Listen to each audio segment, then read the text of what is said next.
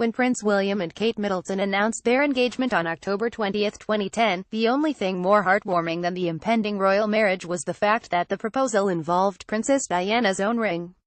The future monarch took the 12-carat sapphire and diamond sparkler to Africa to pop the question, carrying a piece of his mom's memory in his backpack for 3 weeks until the right moment came. Advertisement continue reading below. While the frenzied storm of press trumpeted the sweet gesture, the lengthier history behind the famous jewel went unnoticed. In fact, a cluster of sapphires and diamonds actually appeared in a royal wedding all the way back in 1840, way before the Duke and Duchess of Cambridge's 2011 ceremony and almost a century and a half before Princess Diana's nuptials to Prince Charles. The first royal beau to woo his fiancée with a dazzling blue stone was in fact Prince Albert. He commissioned an enormous brooch for his fiancée Queen Victoria, and gave it to her the day before the ceremony. She loved it so much that she decided to wear it on her wedding day as her something blue on the front of her dress, Sarah Prentice, current creative director of Gerard, told Vogue. Well, Prentice said the Gerard, a former crown jeweler, created the piece. The Royal Collection Trust is slightly more unsure about its provenance, naming Kitching Abood or Mortimer Hunt as potential makers as well.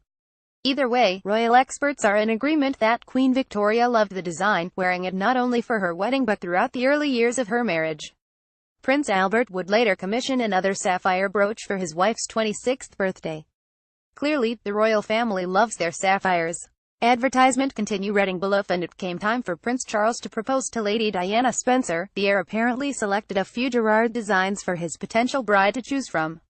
One was the Marguerite ring, you guessed it, sapphire and diamond cluster. It was said to be a strong influence on Prince Charles, Prentice says of the stunningly similar brooch. The rest is history. The 19-year-old picked the sapphire sparkler out of an array of engagement rings, and held onto it until her death in 1997. When it came time for her oldest son to propose years later, Prince William knew what he wanted to do. "It's my mother's engagement ring and it's very special to me, as Kate is very special to me now as well. It was only right the two were put together," he told the press at the time. "It was my way of making sure Mother didn't miss out on today and the excitement and the fact that we're going to spend the rest of our lives together."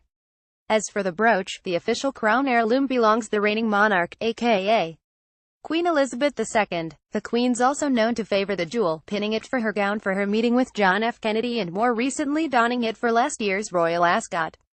While all of that royal history might weigh heavy on other commoners, Kate's taken the responsibilities of all that bling, worth an estimated $500,000, in stride.